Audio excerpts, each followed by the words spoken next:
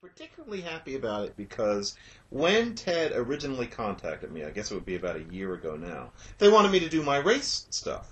And I told them, no. If we're going to do Ted, and I'm going to go out to Long Beach, California, and be with all those, Malcolm Gladwell, Steve Jobs type people, and since I lived in California for 14 years, I knew what the scene was going to be, what the kinds of hors d'oeuvres and dress style and feel was going to be. I thought, I don't want to be out there doing a glum race thing. I don't want to challenge that audience to think in different ways about race. I thought I wanted to do something happy. I want to do my fun stuff. I want to do the language stuff. And I could tell that the people who asked me, it's just 2 or 3 people, they didn't know my language stuff. I think they just had seen some things I wrote in the New Republic. And I can tell that they weren't expecting much because they have no idea that, language is something that I do with a certain passion. And I gave my audition, and apparently that worked. And I was glad because the truth is, if I had done a race talk, I would have stood no chance of being asked to go out to California. No, that's true. I mean, they don't want somebody coming in there and disturbing the atmosphere and all that.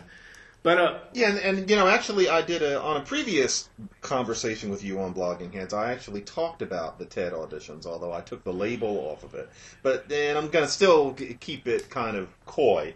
There was a person who did a race talk during my auditions, and it's somebody of a certain prominence, a black person of a certain prominence.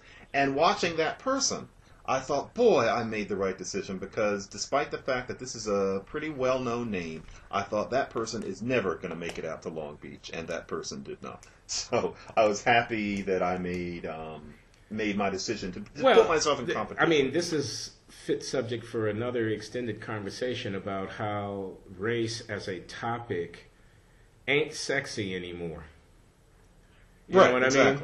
I mean, it's hard to say anything that's going to hold anybody's interest. I mean, there are a bunch of cliches that we could put on bumper stickers and we could paste up on the wall, and there's a shtick that one can go through or trot out every February when it's Black History Month, or it's a spent conversation. Whatever. But there is, I think there's a lot to it. There's nothing new to be said. On the other hand, it's not a spent issue of public urgency or moral accountability. In my humble opinion, I could go on about that, but bottom line would be we still are living with the legacy of a racialized history and social organization that produces a lot of social injustice and so forth and so on.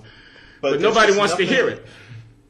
That, and we can talk about things that are urgent and the way different events come up and show different ways that they're urgent. But in terms of something like TED, where what they want is people standing there talking about new frontiers and new ways of thinking, on race, there's just nothing that could truly qualify. There's nothing to be said in that setting. Well, hold on. Let me suggest to you that there might be, and that is, that is the coming transracial, or the future of race, which is very different from the present of race, and which is being remade on a daily basis by intermarriage and biracial kids, and Obama being president, and many other things besides, which are creating by 2050 a person might be able to say, and might be able to even to get interesting saying it, will be a world unlike any that our ancestors could ever have imagined in terms of the transformation of race. But